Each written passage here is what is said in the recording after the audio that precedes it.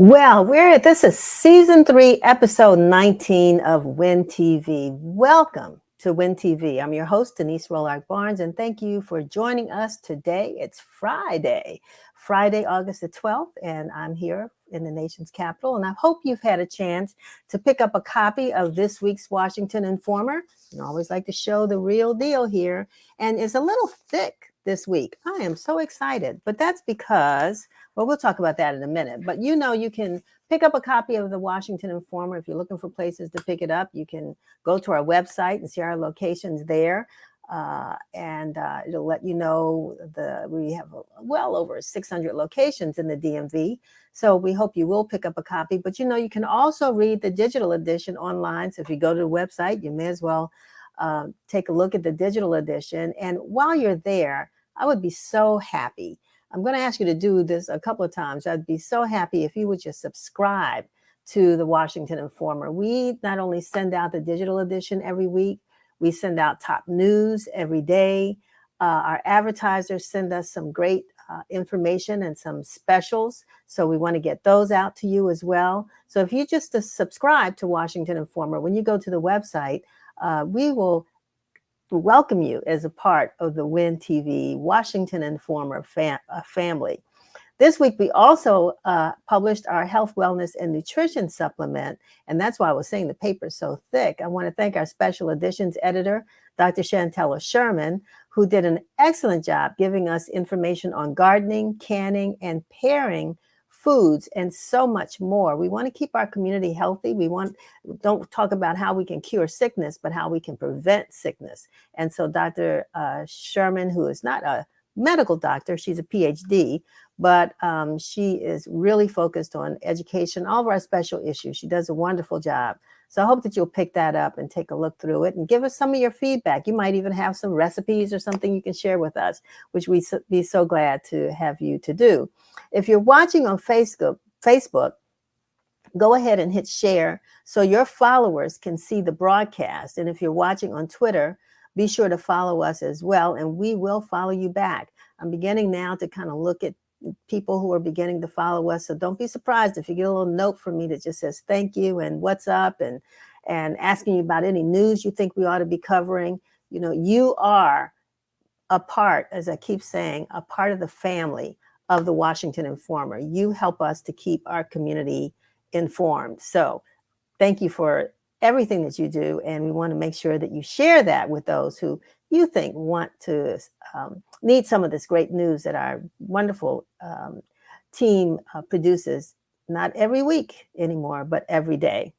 And last but not least, if you are on YouTube, or at least subscribe to us on YouTube, on the YouTube channel at Washington Informer TV, that's all one word, Washington Informer TV, and all of our social media handles you just saw there on the screen. So make sure that you lock those in on your phone and continue to watch us, support us, follow us, subscribe, donate. We'll talk about that at another point. But anyway, let's move on with what's in the news today. So, former president, or I guess I should call him president, I don't know, Trump's home in Mar-a-Lago was searched by the FBI. That's the top headline all across the country, and everybody's trying to figure out what they found, why they initiated this search warrant, and what it's going to mean for former President Trump as we move forward. So we're going to keep our eyes on that, and hopefully we'll all find out something sooner or later. We also know that the monkeypox cases in Washington, D.C., Maryland, and Virginia are rising, and there's a shortage of the monkeypox vaccine. We know that there are locations throughout the DMV that are offering the vaccine, even though DC has a limited supply. But we want to make sure that you know what those different locations are that are open daily from noon to 8 p.m. on a first come, first served basis. There's one location right down the street from us at 3640 Martin Luther King Jr. Avenue Southeast in Ward 8. That's 3640 Martin Luther King Avenue in Ward 8. There's also a location at 7530 Georgia Avenue Northwest. That's in Ward 4. 7530 Georgia Avenue Northwest, and last but not least, at 1900 I Street Northwest, and that's in Ward 2. So we've got 3 locations: 3640 Martin Luther King Avenue, 7530 Georgia Avenue, and 1900 I Street Northwest in Ward 2. So if you know of anybody, or if you are in need or want to go and get that vaccine, we encourage you to go ahead and get it while it's available. I'm sure the DC Department of Health is working on making sure that we have enough vaccines for those who need it or want it, but make sure that you know the locations and share that with folks in your neighbors, your friends that you think also are interested. USDA did not renew the contract for free and reduced meals. So families in Montgomery County, Maryland, and Prince William County, Virginia must now apply to receive free or reduced meals this school year. That's a bit troubling. We know that so many children are dependent upon school meals, those lunches, breakfast, sometimes daily snacks, because believe it or not, this country still has a lot of people who are hungry. And so, and it's unfortunate, but many of them are children. And when school opens, that's usually a way in which they can get those meals. So we hope that you will, you need to go actually into, Prince George's County families need to enter their zip code to see if they must apply. And the District of Columbia has a listing of schools requiring applications on their website. I guess these are locations where you can make sure that you can sign up for these meals. We're going to follow that a little bit more because I'm not comfortable with the extent of the information I just shared with you. And I think as we go back into the school year, you need to know what will be provided to your children. Speaking of going back into the school year, you know, the District of Columbia has really kind of put a hammer down. Children 12 and above must be vaccinated before they can return to school. And if they are not vaccinated, there's a great possibility that they will not be allowed to continue this school year. So children 12 and above must be vaccinated. If you're a parent out there and you haven't gone and gotten your children vaccinated, you need to do so to make sure that when you have the proper credentials or proper paperwork when you go to school or your child goes to school, to make sure that they have what they need to have a successful school year. There's nothing more disappointing than knowing that, one, you go to school, these children go to school, there's no food. Number two, they're not even allowed in school because they haven't been vaccinated. And it's not their fault. It's the fault of well, we're not even going to point fingers. We just know that we need to be I think, what's the word I'm trying to think of? We need to be proactive in making sure that our kids don't have anything to worry about except studying, being great students, and having a successful and fun school year. That's our job. So let's hope and make sure you'll do that. You can read more about all of these issues in the Washington Informer. So I hope you'll pick up a copy right away. So we're going to move on now to Curtis Knowles, who's going to give us this week's news broadcast. This is WIN TV News, bringing you the news that matters. A Mississippi grand jury has declined to indict the white woman who was responsible for the death of Emmett Till when she accused a teen boy at the time of accosting her in her husband's store. The false accusation brought about the kidnapping, torture, and lynching of Till nearly 70 years ago. Carolyn Donham, who recently penned a memoir in which she recanted her statements, saying that Till had spoken to her inappropriately. An unserved arrest warrant was also recently found by a prosecutor. The jury's decision to decline to charge Donham makes it unlikely that she will ever be prosecuted for her role in causing the events that directly brought about Till's death. Serena Williams is giving tennis one last hurrah before hanging up her racket for good. The tennis legend, who turned pro in 1995 at the age of 14, with 23 Grand Slam titles and 192 career wins, Williams announced that she is stepping away from the game following next month's U.S. Open. She commented on her departure in Vogue saying, quote, "I never liked the word retirement. Maybe the best word to describe what I'm up to is evolution. And I'm here to tell you that I'm evolving away from tennis toward other things that are important to me. I'm not looking for some ceremonial final on court moment, and that I am terrible at goodbyes, the world's worst. But please know that I am forever grateful for my fans in words that I can never express. Michael Jordan's Jordan brand and Howard University are launching a 20-year partnership. The public will have a chance to see the official debut at Howard's Game Zero on August 27th, where the new football uniforms will be unveiled. The iconic Jumpman logo will be a part of the Bison attire for all the university sports teams, with the exception of golfers, as they have an unrelated deal with Stephen Curry for his equipment and apparel. The Jordan brand commented saying, quote, "We are excited for the future of Howard University's athletics program and for how together we can amplify the influence of HBCUs on collegiate sports and continue to impact the culture globally." The FDA has issued an emergency use authorization on Tuesday that allows healthcare providers to reduce the dose of monkeypox vaccines to 1/5 of what have been given until now. The vaccine is designed as a 2-shot regimen with 28 days in between. The FDA said Tuesday that healthcare providers should continue to administer 2 Janice shots per recipient, but going forward, each dose could be lower so that more people can have access to the monkeypox vaccine. Those who have already received 1 dose subcutaneously can get their second dose intradermally. The U.S. has recorded nearly 9,000 monkeypox as of now this year. Thank you so very much, Curtis. I didn't hear you sign off, but thank you very much for that broadcast. And before I move on, I just wanted to say one other thing. We're going to bring a video to you. We had a student, actually, speaking of Howard University, Asia Alexander. You all may have heard us talk about her during the summer. Well, she just concluded her internship here at the Washington Informer, and maybe we can call it a fellowship. Although we're going to continue to have Asia as a part of the family. She manages our Instagram page, but she did a wonderful job as she and 7 other fellows from across the United States that work with Black-owned newspapers. This yesterday, actually, as General Motors, Chrysler ended its DTU, Discover the Unexpected program. And the program, of course, this year was to focus on electric vehicles. Primarily, it's Chevy Bolt, which was a cute little electric car that Asia had an opportunity to explore with for about a week this summer, as well as all of the other HBCU students at newspapers across the country. But she delivered some wonderful remarks there in Detroit, Michigan, with folks from General Motors, as well as Chrysler. And I am so very proud of her.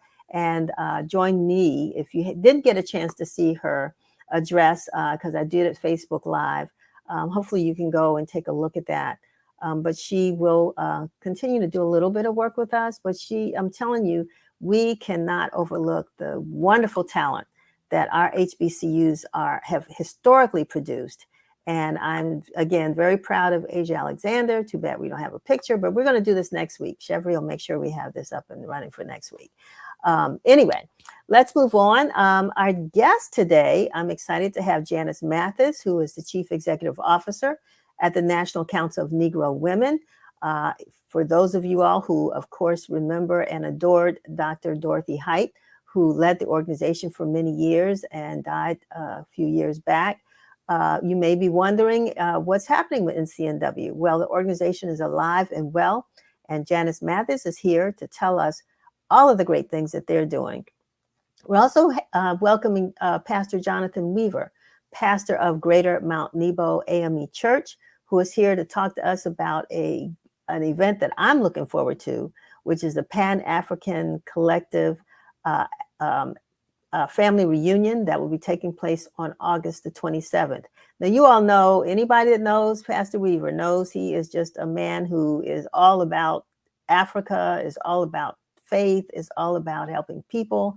And so, I mean, it's going to be, I'm looking forward to this conversation with him to talk about why this Pan-African family reunion is being held and what he hopes that the community will garner from this event on August the 27th.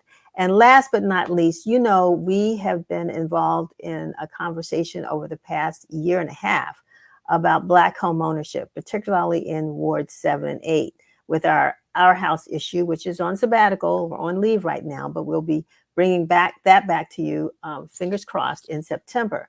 But that doesn't mean that folks aren't still out there trying to make sure that something positive is happening to ensure that more African Americans own homes, particularly millennials, younger African Americans in our community who are so far away from it because of the increasing housing prices.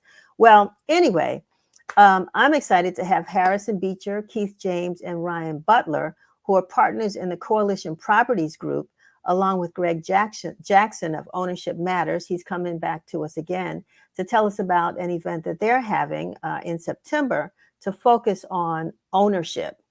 Ownership. We talk about affordable housing, but we're always talking about ownership. So I look forward to having them all on. And so we're going to get this program going with our first guest, Janice Mathis. Hello. Hey, Janice. Hello, how are you? I'm well, thank you. How are you?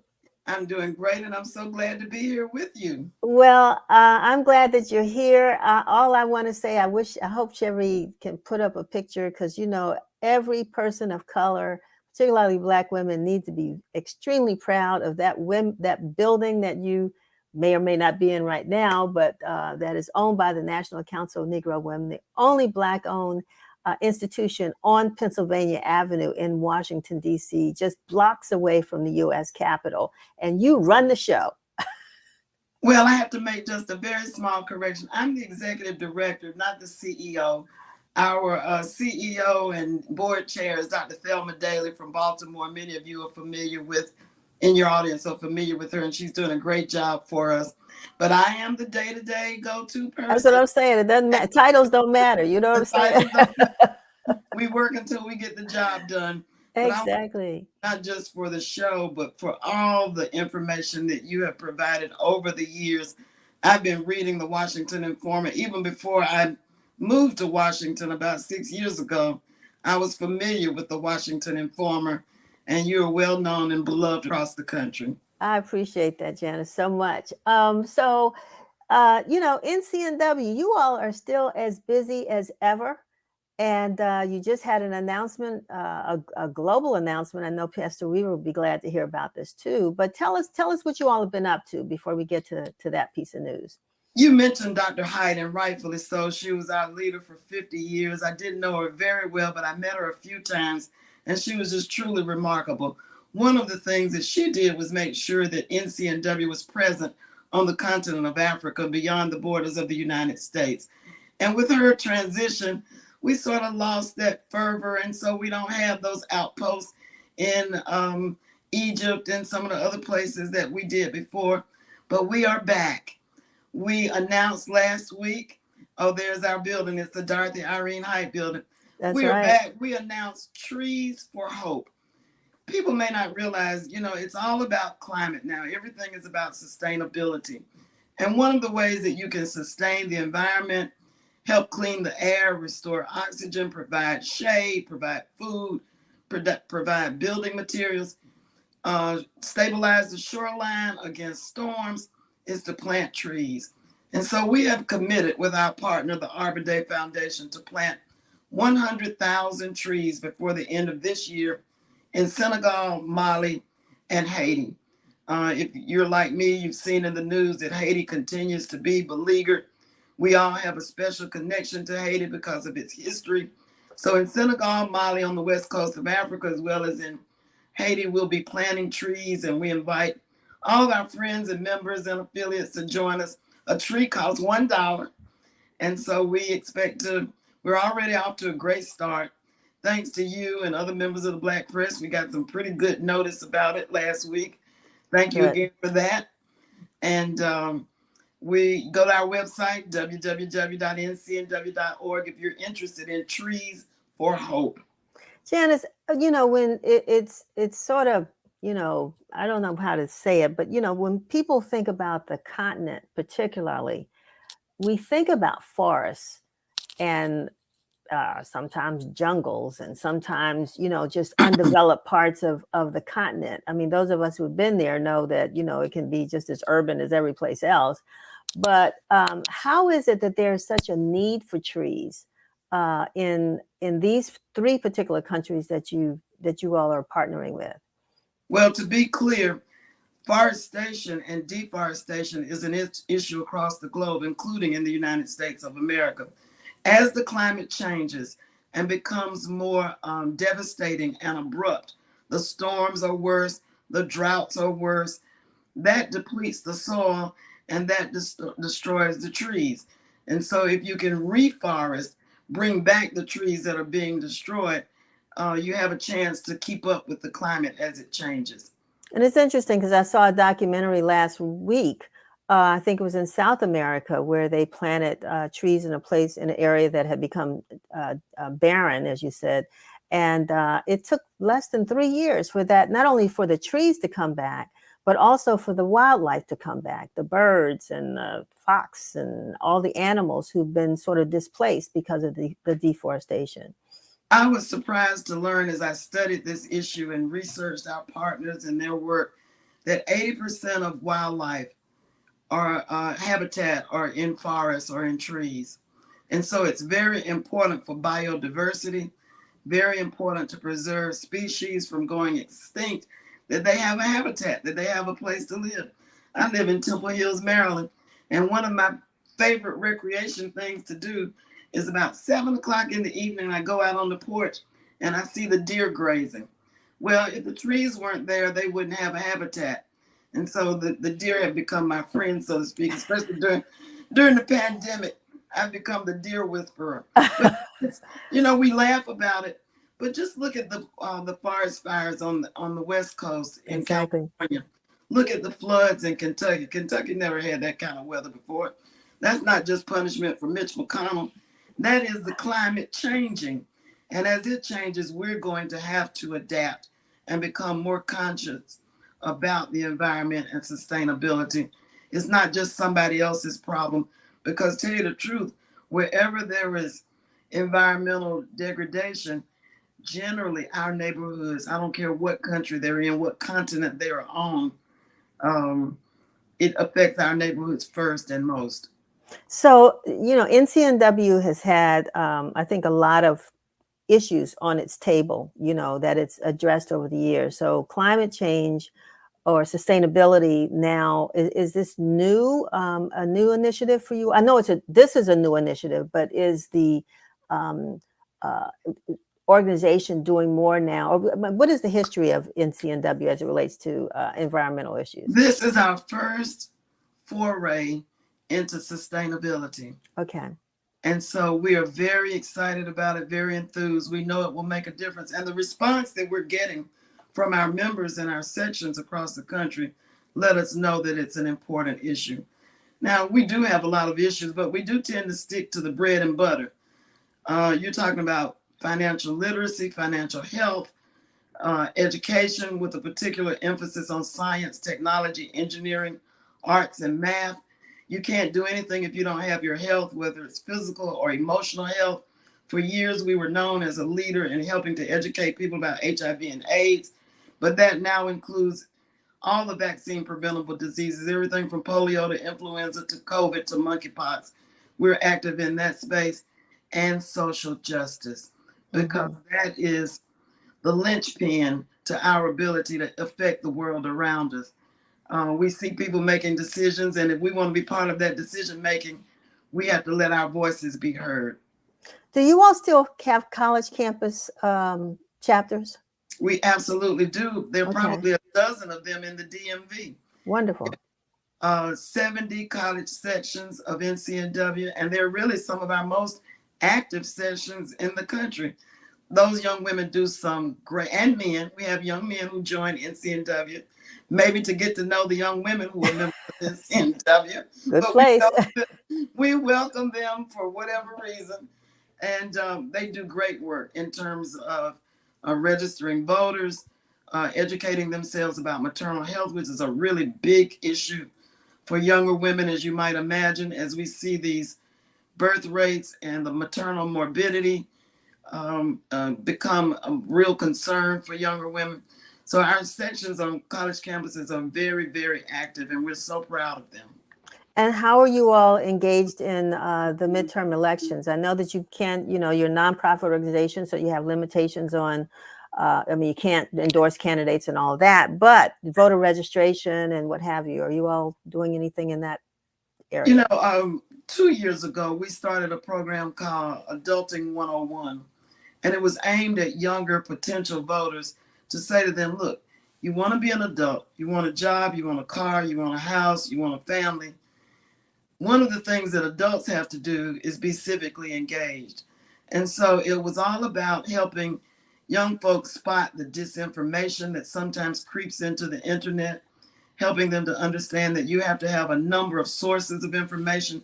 You need to read a good newspaper like the Washington Informer. Thank you. You can't rely solely on YouTube and TikTok for your information because you may be targeted there.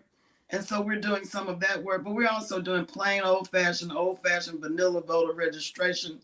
And we're doing that in 10 states around the country. You might imagine Ohio, Pennsylvania, North Carolina, Georgia, Florida, Texas, Michigan are some of the states where we are very active right now through our sections, without whom we could do nothing.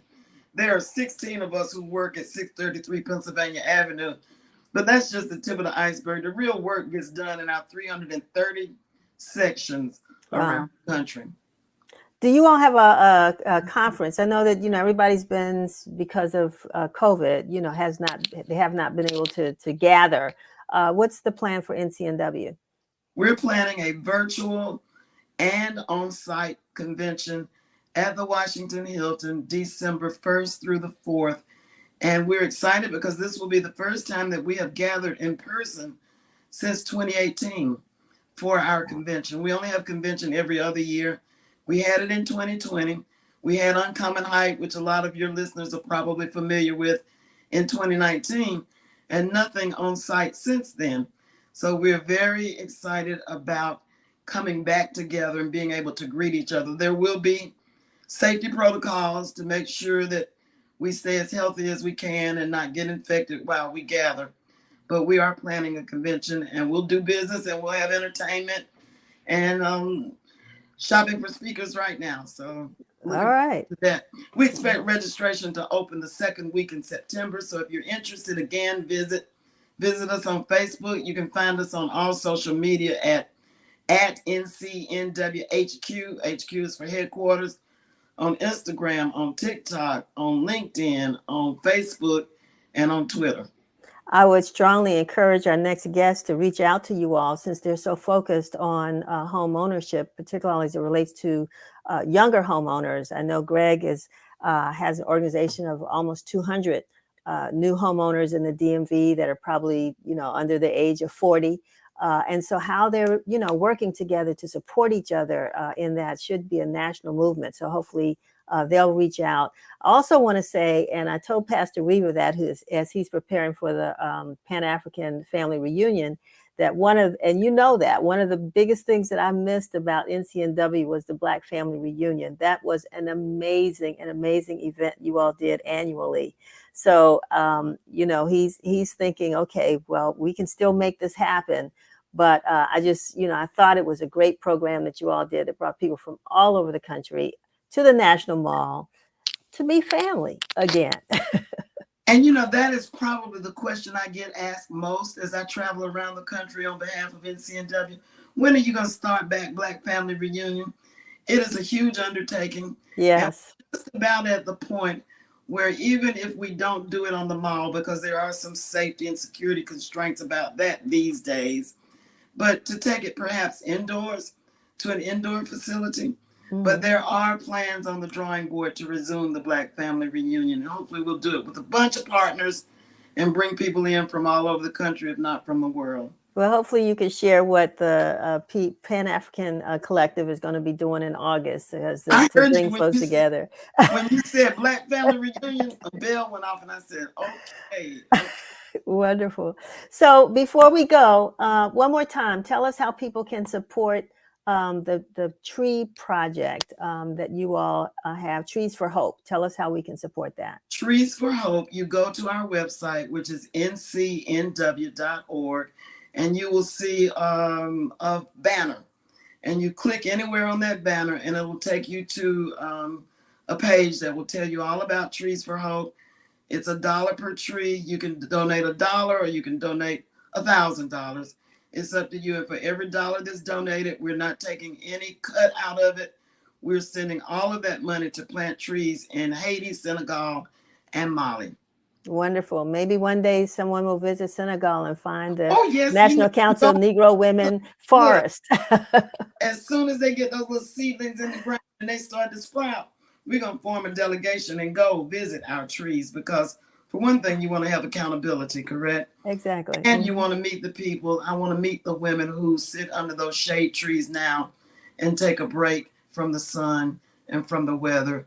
And I want to see the women who are building houses with logs made from those trees. So yes, and you'll be on the short list to be invited to go with us when we go. You caught my drift there. Thank you, Janice. It's my pleasure. All righty. You got a place here. Anytime you all are doing anything, whatever news coming up, particularly the convention in December. Yeah, we want to follow up on that as well. As a matter of fact, I will extend an invitation to you and to your audience. Africa Open for Business is a seminar that we'll be doing in September, and we'll talk about that some more maybe next time. Oh, no, looking forward to it. Definitely. Okay. Thank you. Thank you. Peace and blessings. Same to you. All righty. I'm going to segue right away to Pastor Weaver, because I think the conversation just needs to flow. And, with the Pan-African Collective, Reverend Weaver, it's just, we're talking about trees for hope, but you have been on the continent for so long. You do have a school named in your honor in the Democratic Republic of Congo. You put a lot of support there, but so let's, I don't know if you had anything that you wanted to say regarding what NCNW is doing, and I'll give you that opportunity, but I do want to talk about the event that's coming up August the 27th. So welcome. Well, Denise, I'm delighted to be with you. And yes, I was sitting here excited to hear from the executive director of NCNW, and I would like to let her know that the former Haitian ambassador to the United States, Raymond Joseph, who was the ambassador during the time of the earthquake in 2010 in Haiti, he and I are close friends, and he launched an organization a few years ago that has a title that is eerily close to that of NCNW. It's simply called $1 a Tree for Haiti. And they've been doing it for some time. I would be more than happy to make sure that the two of them get linked to see if indeed some kind of synergy can be created in that vein. And so I know that would be a particular interest. And yes, of course, like you, many people remember the Black family reunion on the mall. But I'm so delighted. Again, I'd be more than happy to make sure that she knows Sister Mathis about, of course, the Pan-African family reunion that will indeed be bringing people from all over the African continent, African immigrants here in the United States, and Africans here, those of us that are African Americans, on the 27th of August. So again, I sense some real partnerships, and especially when she talked about what they plan to do in the future. So I would definitely want to stay in touch with her. Pastor Weaver, tell us quickly about the Pan-African Collective, what that is, and why this organization was started in the first place. More than a few years ago, I participated in an organization as a volunteer called Operation Crossroads Africa. It was founded by a Black Presbyterian pastor out of Harlem, the late Dr. James Robinson, who first went to Africa in 1953. And when he came back, he had a vision to create some kind of movement whereby young people in particular here in the United States could begin to be exposed to Africa, simply because he saw the sweeping movement towards independence in Africa. And he felt it would be important for Americans to become future professors of African studies, to work as diplomats. The list goes on. And as a result of that, this organization, Crossroads Africa, came into existence. One of the things that he said, which unfortunately is still true today, he said many years ago, the darkest thing about Africa is America's ignorance of it. And here we are in 2022, unfortunately, due to misconceptions, miseducation, or no education about Africa. And quite frankly, there's not much that people in Africa know about African Americans except what they learn on television, which may be, again, grossly distorted distorting who we are.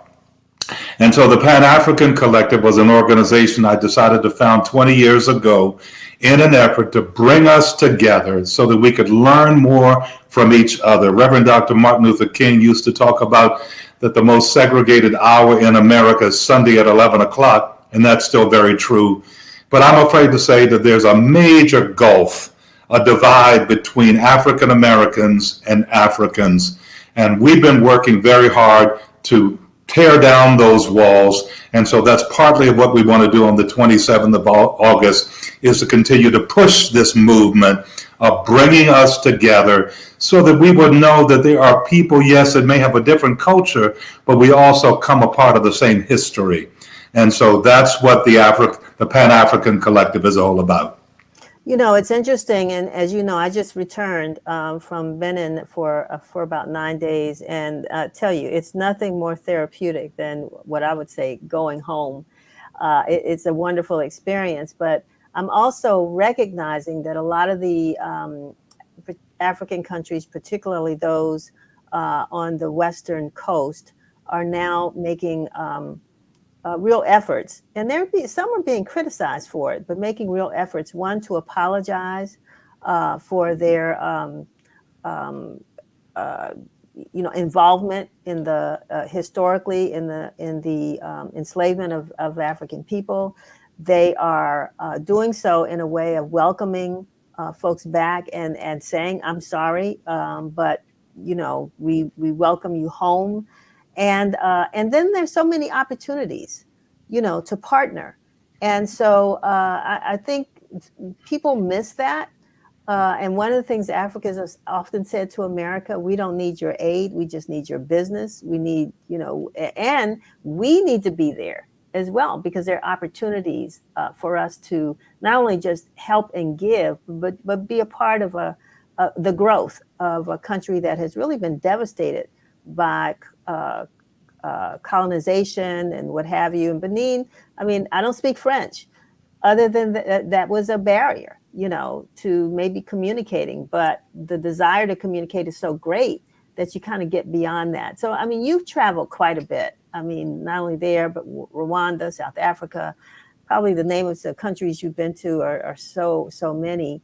How would you describe your experience and the I don't know what African Americans would feel if they had a chance to visit? Well, for me, it's been very gratifying. I've grown even over the years that I've been traveling in and out of Africa. And at this point, I've been to about 35 countries in Africa at this point.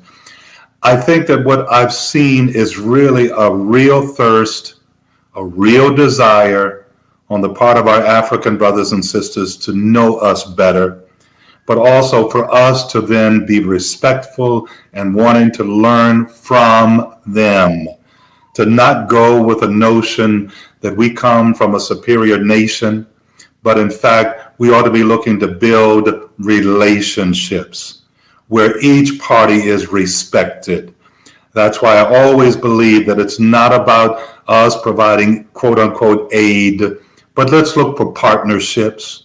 And so, as you alluded to just a moment ago, Denise, yes, not just even in the business community, but certainly it could very well be in the health-related community.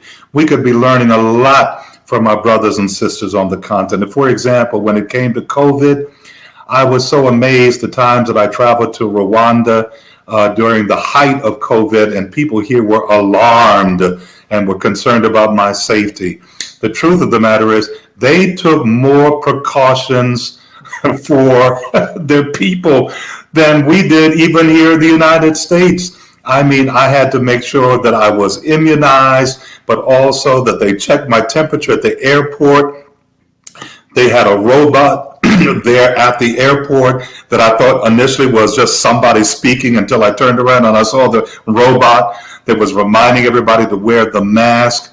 In the first whole year of COVID, they only had approximately 70 deaths, simply because they took preventive measures almost at the inception of the first case of COVID in Rwanda.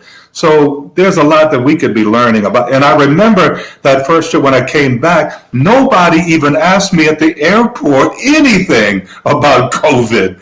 And so I wrote an article about that, as a matter of fact, saying, do we really believe in taking care of ourselves here in this country? So the bottom line is, for me, it's about building meaningful relationships and developing partnerships where we can learn and appreciate one another. So you're going to have a taste of Africa there at Greater Mount Nebo on August the 27th with the Pan-African Family Reunion. Tell us what folks can look forward to seeing and participating in. Oh my gosh, let me tell you, we're so excited about this. We are projecting to have literally thousands of people there. We've got room for you, no matter, and it's free, it's free, it's free. We are going to be having entertainers. We have a gospel singer from Angola. She's currently in Brazil, but she's coming all the way from Brazil directly for this event. We've got people that will be providing the spoken word. We've got drummers. We've got some dancers from West Africa that will be showing and teaching people how to indeed perform a particular type of dance. We're going to actually have people that may want to secure finding out about their DNA and where they came from. Gina Page, who is with a body called African Ancestry. She will be there. We have, at this point, 19 embassies representing Africa that will be having things on display there at the event itself. Starting at 12 noon, we'll be there for 4 hours.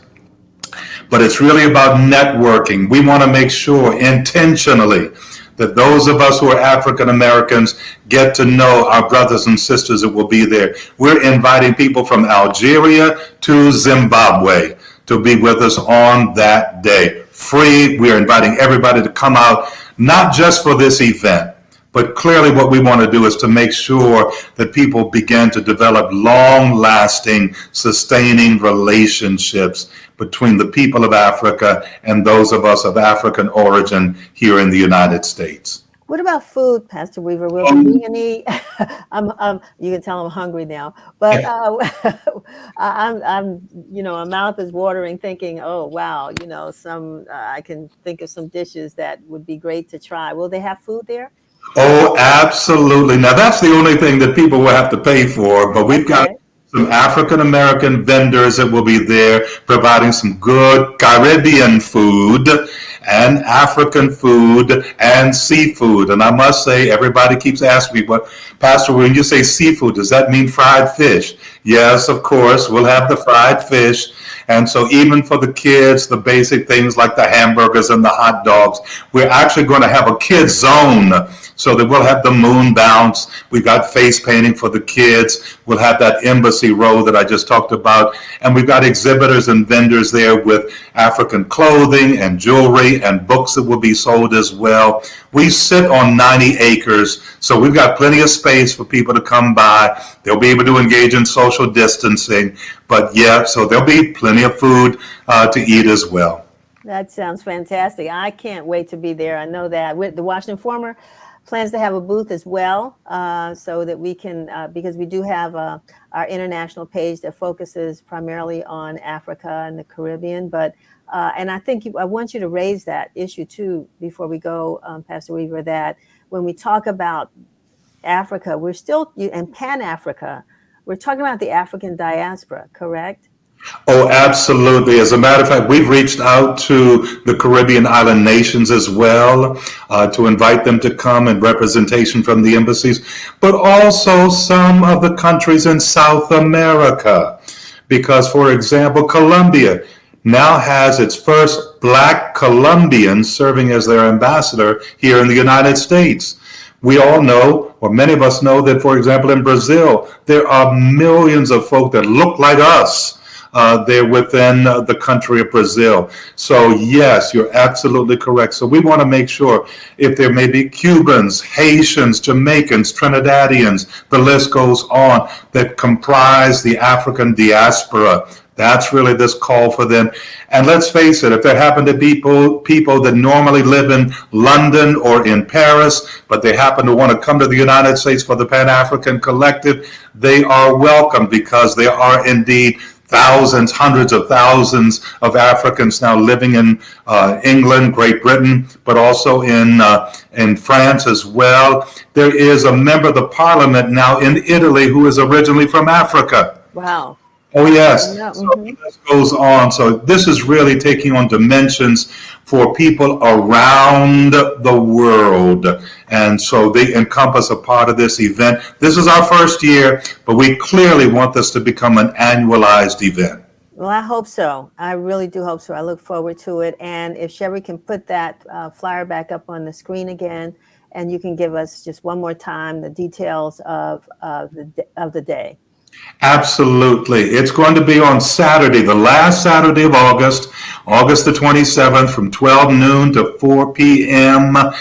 They can also go to the website for the Pan-African Collective, which is simply panafricancollective.org, where they can get some additional information. We've got people, I think, Denise, that are literally watching us from around the world today, because I sent it out to friends here in Africa. So hopefully they join us. But that's how they could stay in touch with us, panafricancollective.org. I don't mind giving out a telephone number where they could reach us as well, 301-249-7545, 301-249-7545. Everybody is welcomed. Wonderful. Thank you so much, Pastor Reeve, for being with us. Hope to see you. Looking forward to seeing you and everybody else, as my daddy used to say, Lottie Dottie and everybody out there on August the 27th. All right. Thank you so much for being with us. All right. We're going to move on now, because we're kind of running over. And this is a really, I think, a highlight of our show as well. I want to welcome Harrison Beecher, Greg Jackson, Keith James, and Ryan Butler to talk about the power of ownership. And in this case, we're talking, what are we talking about, gentlemen?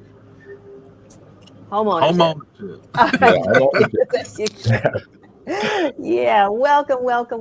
So you all are planning the OwnerCon, which is coming up in September. Harrison, I'm going to start with you, because I know you've been really working hard with your organization, Coalition Properties Group. I don't know if I'm putting this in the right, format here, but I want to start with you, Harrison, just to talk about this conference that's coming up on September the 17th. Absolutely. We're so excited to bring OwnerCon to life, just from the energy that Greg started and created with the Ownership Matters group, which was just a group of friends getting together, talking about, the resources and things they need to know for leadership. And then what we do at Coalition Properties, Ryan and Keith, is educate first and help inform, empower people with resources. And that has never really been done, specifically focused at homeowners and helping them learn how to both protect, grow, and maximize what they've got. Yeah, Greg, you've been on before. You talked about this group OwnerCon that you put together.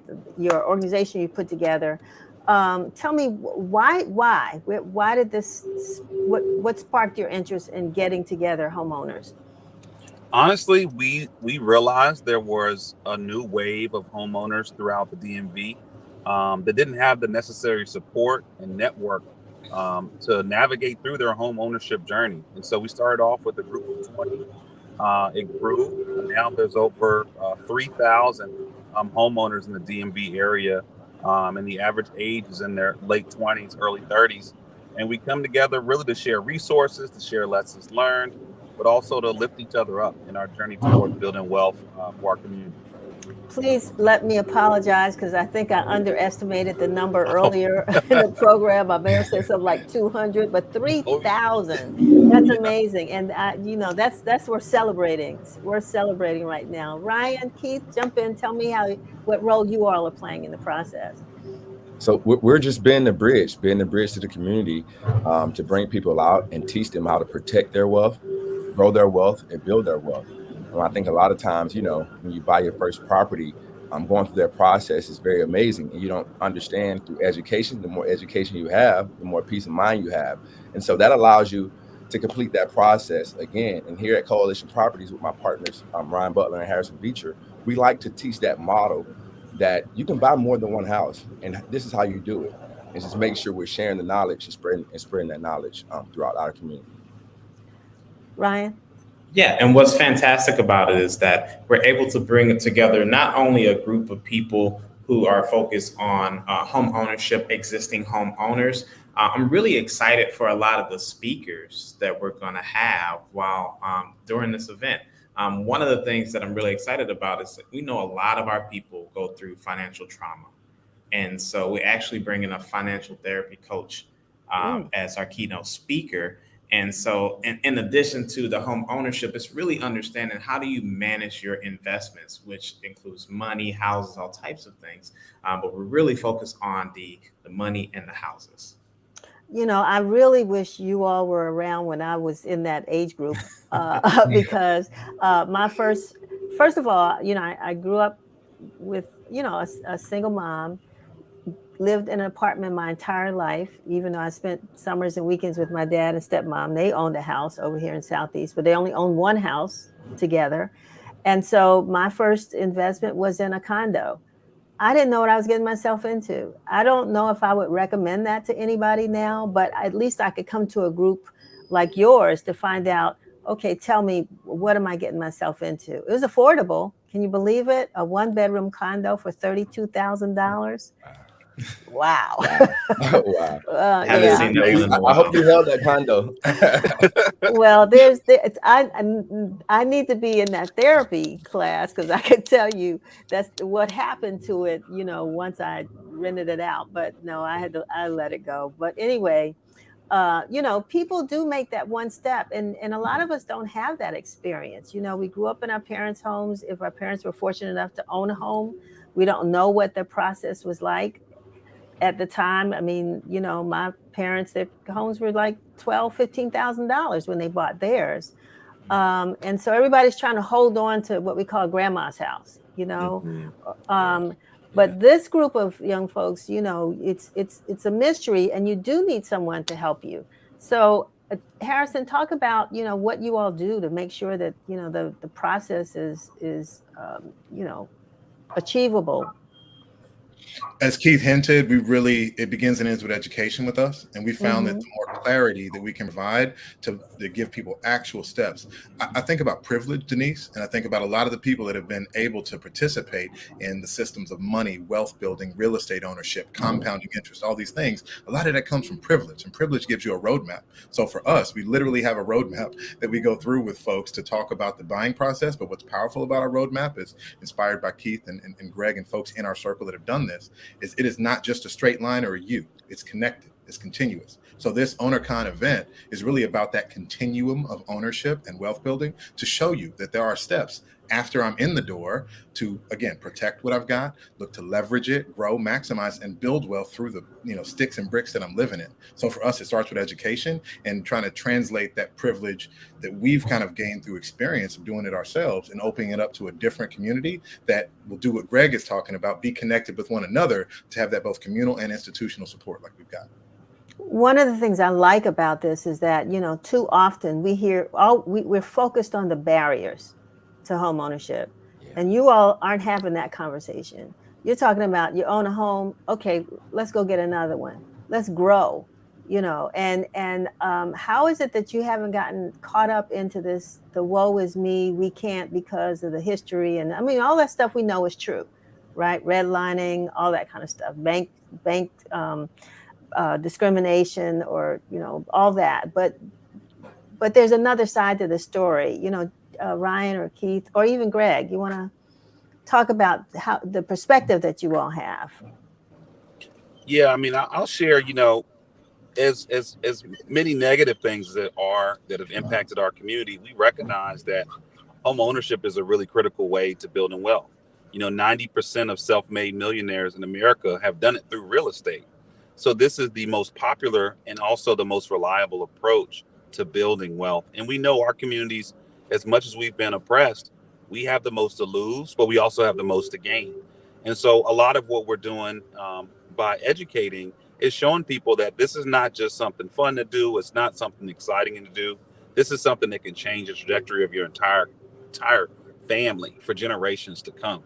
And by keeping people focused on the future and focused on the wealth that they're building, that has helped folks really gain that confidence to jump over that huge hump, and frankly that real fear that a lot of folks have to purchasing their first home. And also, I will never underestimate the value of community. It means so much more when you have someone right next to you who's been through the same thing, or someone right next to you that's trying to get their roof fixed, or someone right next to you that doesn't have the mortgage rate they want. And that network, we think, is really critical to keep people motivated in this process. I'm just joking here, but also how to have a wonderful front lawn with a dog.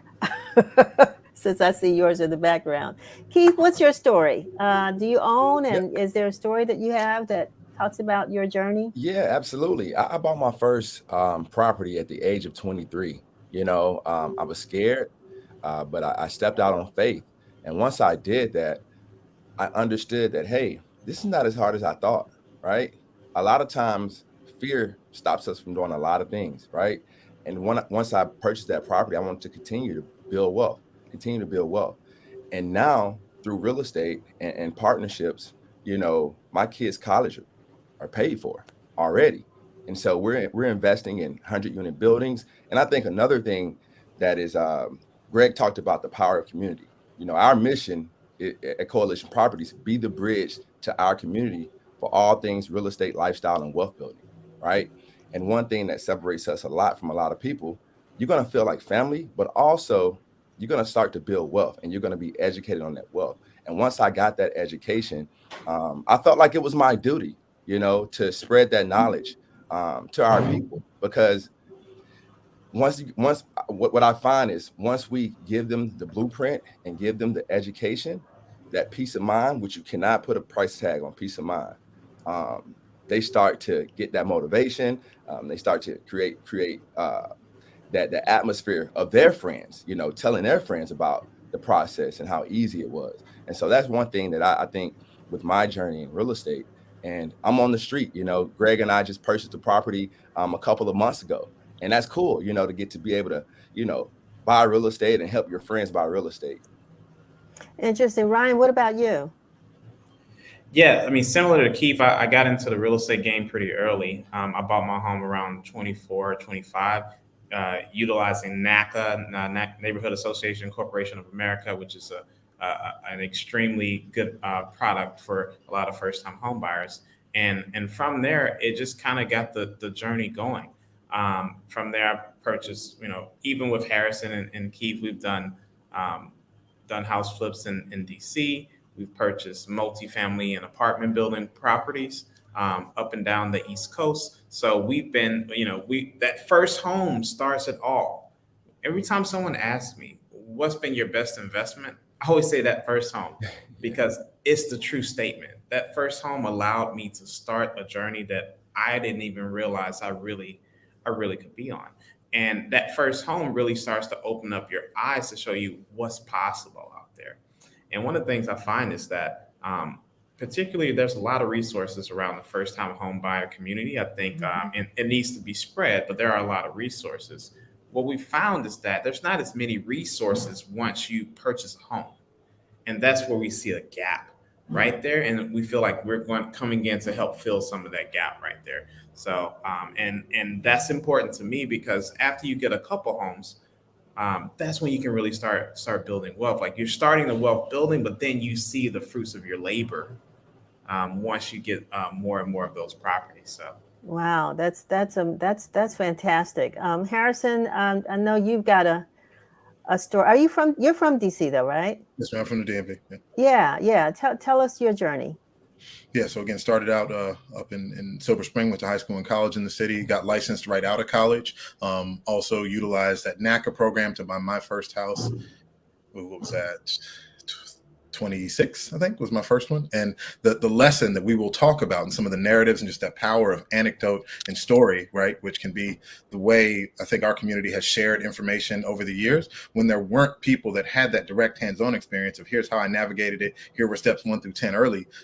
You don't know the exact way to navigate. So for me, it was also utilizing NACA. It was choosing a less sexy product early, but in an area that I knew had the infrastructure to be up and coming. And the equity that I've been able to gain from that first one and the education I've been able to share with my clients and friends that I all planted in Riggs Park, Fort Todd, Riggs Park, North Michigan Park neighborhood, almost a decade ago now, what they have been able to do for themselves, for their families, for the options that it opened up by having one person, right, say, hey, look at this. It's not as sexy as U Street is now. Maybe not even as sexy as some of the other stuff across town, but it's got potential. You can afford it. You can do it. It might be a little bit of a stretch, but here's how it works. Trust me, I'm in it with you. And that same energy is what we bring to this to say, hey, here are the anecdotes of folks that have done it at all different levels. And here's what you should put your mind towards. Because if you haven't had a direct example and somebody being willing to show you or talk with you about how it goes, then you might never take that shot. You might miss out on that significant opportunity to build wealth and create opportunity for folks in the future.